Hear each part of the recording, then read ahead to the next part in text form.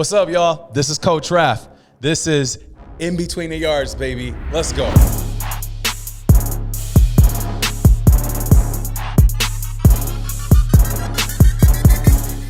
Check it out. What's up? Welcome to In Between the Yards with Coach Ralph.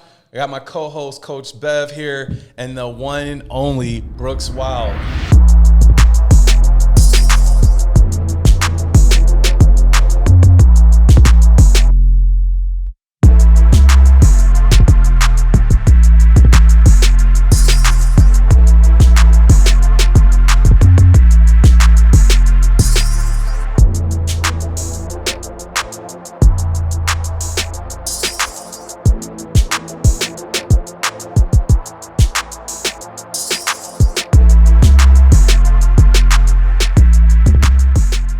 I'm so excited to be here today.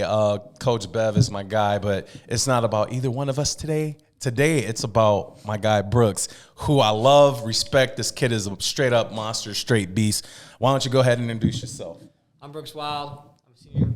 Just finished my senior year of football and running back. Starting wrestling season soon, so yeah. Oh, yeah, I forgot to say, you're the one and only head coach of wrestling at Wilde. He's a beast. Look at them guns over there. Stop playing. So one of the things I do, Brooks, is I do this thing called two truths and a cap. So you're going to tell me two truths and a lie, and then I have to figure out which one's the cap. So there you go. Go ahead. I had 1,300 yards rushing my freshman year. Then I scored 4 touchdowns this season, and I only scored one in the playoffs in the beginning of the season.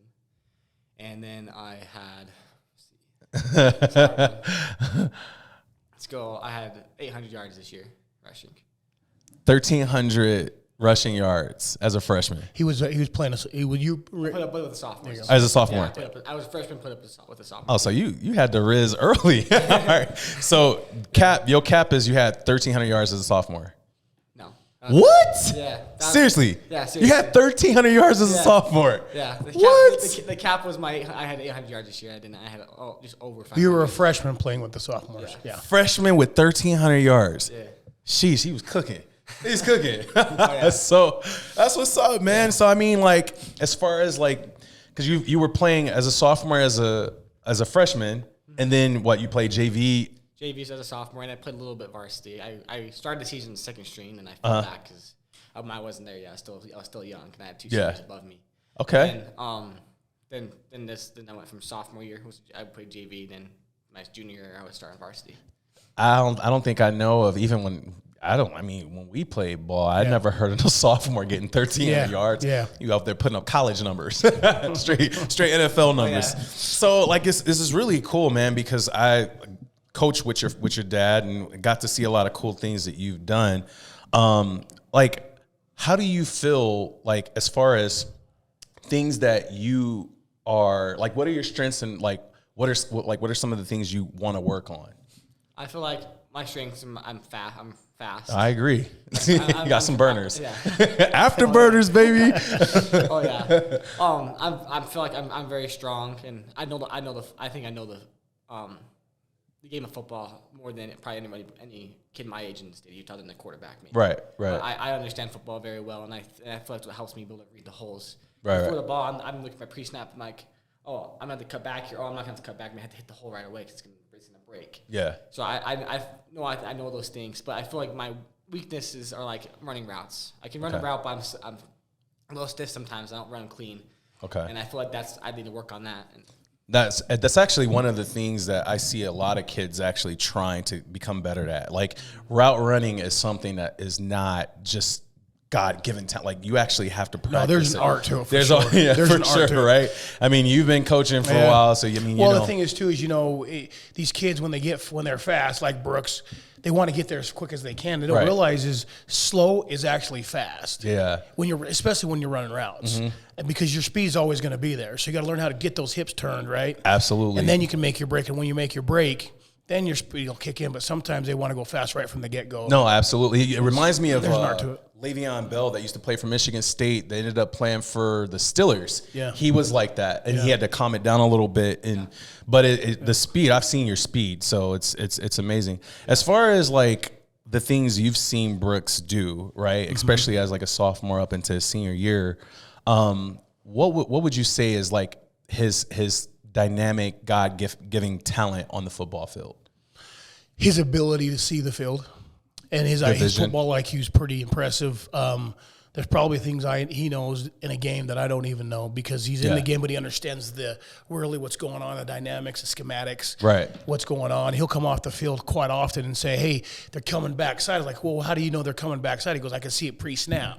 And then he understands. Has a good feel for our offensive line and who's good where, and just kind of the chemistry that's on that line, or and our line was a younger line and a little inexperienced. No, absolutely. So he had to adapt to that. No, I seen that. We definitely had a smaller line this year, and you still were able to do some things. I got some questions I want to ask you, brother. One of the first questions I wanted to ask you, and I thought about these last night prior to the podcast. So, how do you handle pressure and adversity on the field, and can you share an example of a situation where you demonstrated resilience and leadership during the game? And I know you're a leader because I've seen it. So, oh yeah. When I feel like I have pressure on myself, I just kind of sit back, take a deep breath, and I can do this. My junior year, I played with a little bit of a shoulder injury, and I had a pressure every game. Every time I got hit, I had pain through my arm, and I had to deal with it. Mm-hmm. And if I can go do things like through that pain, I can do this. I have no pain. I'm just out here. I'm out here with my boys. We can do this. I just gotta believe in them. I gotta trust my quarterback. He's gonna give me the ball. Yep. Trust the blocks, and I take a deep breath. Like I can do this. Like I can do this. This is easy. Yeah. It's just a game. I can do this. No, I see it, and I know you're a leader. I went down to the game where you guys, to Arizona, when you guys played Highlands. It was Highlands, right? Yeah. And some of the cuts you made, cutbacks, and it was amazing. But I think one of the things I had a hard time with because I played running back for just a short amount of time when I was always a DB.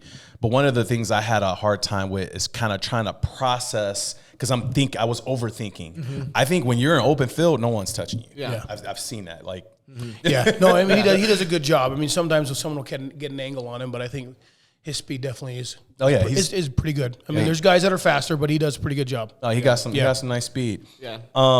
Teamwork is essential in football. Can you discuss a specific instance where you played a pivotal role in fostering unity and collaboration among your teammates?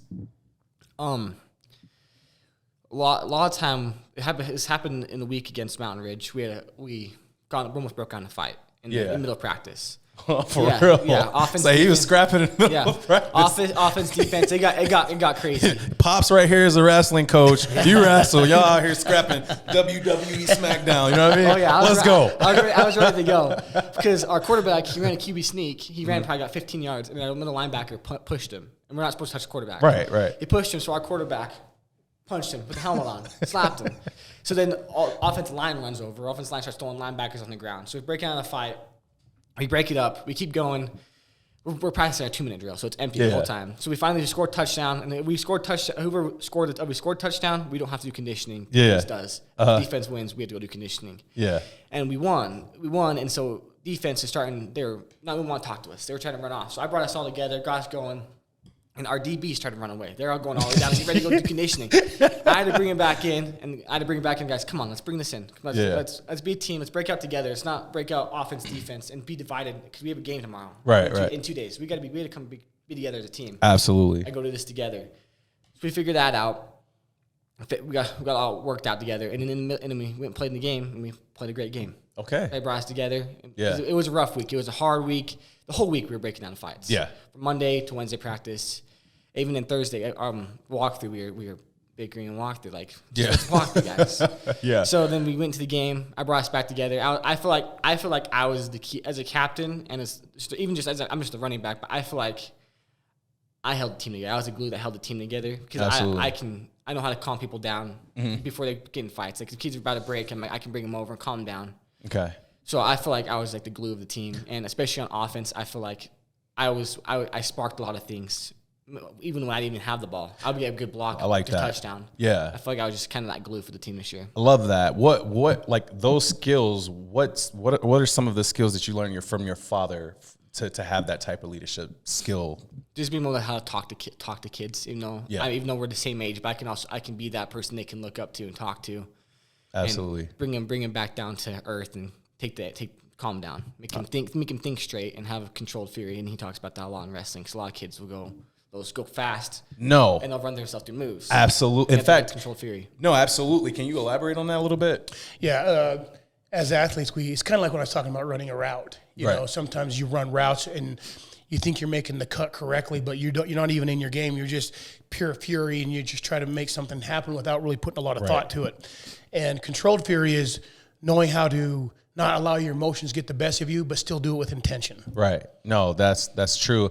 You get some kids, man. I remember like when I was playing, like when I started playing football at like 5, bro. So my dad used to have this ugly little rabbit. I mean, just ugly, bro. Like super ugly, man. Looked like, he just like got it off the garbage can. And it was like, we had like a real square, like fence, whatever, and my dad would get me up. He had a train whistle. You ever seen like an old school wooden train whistle?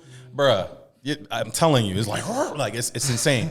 And I would always say like, oh man, this suck. And I never really caught the rabbit, but I got it cornered, and that agility, right? Like it was like, and I thought that was hard. But going back to being a leader, that's way harder than catching that hare, because you're dealing with all different kind of people, all different kind of walks of life. So you kind of have to be a chameleon in a sense of knowing different people, and I think that's really cool, because I also think it's awesome that you wrestle, because your dad being a wrestling coach and a football coach, with wrestling, you have to also have control, right? And it's mental as well, right? Yeah. So for sure. I think that's pretty dope, man. Yeah. My third question for you is, how do you balance academics and sports? And like, I know it can be challenging, but how do you like manage your time efficiently to excel at both like in the classroom and on the football field? It's hard. Definitely, it's really hard. I'm someone who I have a 3.9, so I think 3.96 right now. You got a 3.96? Yeah, I had a 4.04. How at your boy? You smart. Oh yeah. Say, hey, that's what's up. It's just I procrastinate a lot. Okay. It's not great. It's not good. But I think I get the things done. I know how to do them. I just take some time. It's hard, especially during football and wrestling season, because I'm so busy. But I just get the things done. I figure it out. I get them done. Sometimes I'll just do it in class. I can listen. When I'm listening in class, I have to be doing something. I can't just sit there and stare at the teacher. Right. Or I'll daze off and I'll start thinking about football or something. Yeah. So I have to be doing something. So if I have a missing assignment, or there's an assignment that was due that day, and we're learning something new, I'll be listening to the teacher as I'm doing an assignment. So I'm getting everything done easily. I gotcha. So I can come home and I can rest. I can go take a nap. I can go play video games, go hang out with my friends, and I don't have to worry about both things. But I just kind of balance it a little bit and get things done. Love that. I want to give a shout out to our sponsors here at Safe Streets. If you guys looking for home security, go to safestreets.com. Tell them Ralph sent you. Anyway, Coach Bev, this question is, I want to know, before I actually ask you this question, it's really cool because my team, I seen Brooks walk in, and one of my kids was like, oh my God, that's Brooks. And I'm like, yeah. And they're like, can he come over here and say something? We had like a little banquet for our championship, and he came over. He's such a stud. Kids look up to him. What did you notice, like, from when you started, like when he started playing football into now? Like, what stands out as far as like his development? It's the football IQ. Yep, you're right. Go right back to that. And just to watch him gravitate to all these moving parts in the game of football. There's a lot of moving parts, and there's a lot of puzzle pieces that are hard to see. And as he's evolved throughout his years from youth till now a senior in high school, his ability to see the field and understand the game and what parts of the field we're going to attack, whether it's a pass game or a pass play or a run play. He's pretty good at really breaking things down very quickly. Okay. I'm slow. Yeah, I wasn't. That's why I didn't play offense, man. I was defense all day. Well, I'll tell you, maybe I should have played defense then. But even for me, he'll come off like I was saying earlier, he'll come off the field and say, "Seen this and this and this," and I'm like, where do you look? I mean, I don't even know where you're looking. Yeah. And so, but his ability to develop as a student and being a student of the game. Okay. That's, to me, is the most impressive thing. And I think that's where high school kids miss it. Right. They think being in the weight room is where it's at. No. It's a big part of it. But But it's a plethora of if things. you want that to you have slow do. the game down subconsciously, it's understanding the art and the science of the game and really truly diving in and being a student of the game. And there's a lot of things outside that we can talk at another time of what makes you a great athlete. But he's done a really good job over the years. And of course, I'm a coach. I've been a coach since I was a kid. I was a coach. Right. Just mentally, that's just who I am, right? I coach adults. I coach entrepreneurs and athletes. So I've always coached him since he was young. So I'm sure he's sick of it. Can't wait to go to college and get rid of me. But he's done a good job of honing in on that stuff. So that's awesome, man. It's the beauty of it. Okay, my fourth question for you is, what personal goals do you have for your athletics and personal development, and how do you plan on achieving them during the rest of the year? Because I know you're going into wrestling, but what are those goals? I mean, you can give me one or two. Well, my main goal, because I would choose football over wrestling. I love wrestling. It's taught me a lot in life. Football's my love, and I want to go play college football. And I've been talking to a few schools. Oh, whoa! Slow down. Okay, what schools are you talking to? I've talked a little bit to Idaho State. There's not much there, but there's. You say Iowa State? Idaho State. Oh, Idaho State. Yeah. That's the black and gold. They're just black and orange. that's Idaho Vandals. Vandals. But they're black and they're Bengals. They're up in Pocatello. Okay, gotcha. Yeah. Okay. And there's not much there. They've kind of said I'm the next guy in line if they're going to offer. Because they offered the first guy in line. Okay. Right now, it's pretty much a PWO. Yeah. Oh, okay. Well, then gotcha. the top school right now that's been talking to me is Colorado Mesa.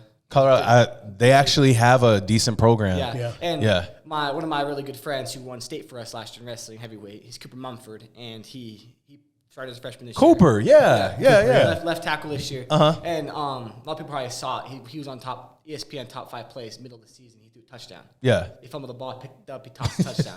Yeah, I'm not sure if you saw that. It was I think a number clip. It was that week. It was the number 3 clip in the entire week of all college football. Fumbled, got it. He was running, and he had the wherewithal to just throw the ball into the end zone, and it wasn't a designed play at all. It was an ad lib. So he was right. Yeah, and so yeah. Anyways, and that's why I'm kind of leaning towards there because I have a buddy there, and I'm in their route. They have a good medical program, and I want to go be an NP, nurse practitioner. That's kind of where I want to go. But I love it.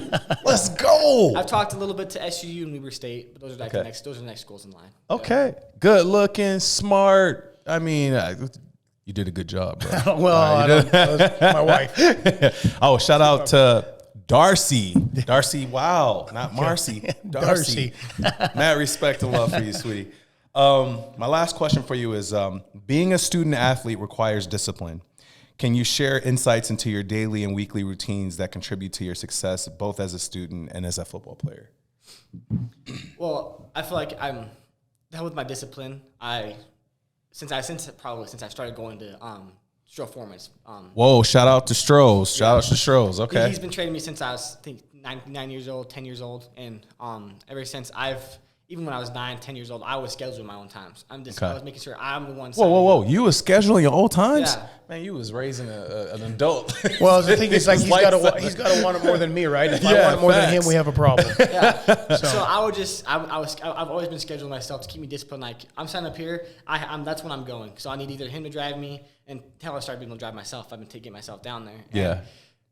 Forcing myself to be disciplined, even when I do not want to go. Like I'm dead tired, I'm sick, I'm still going to get myself bigger, faster, stronger. And I feel like that discipline's helped me on the school side of it to get my grades up, to keep good grades, and get things done. I love that. If I may, go ahead. Yeah, I think one of the things is every dad wants to champion their son and to do some great things. I've been very hard on him over the years, but I think the thing that really impresses me most is the fact that I don't have to do much. Yeah. I've kind of laid out the framework, and it's like, okay, these are the things that you need to do. Go get it. He literally, since he started doing Stroh Foreman's, he just tells me, Dad, this is when I'm scheduled to go.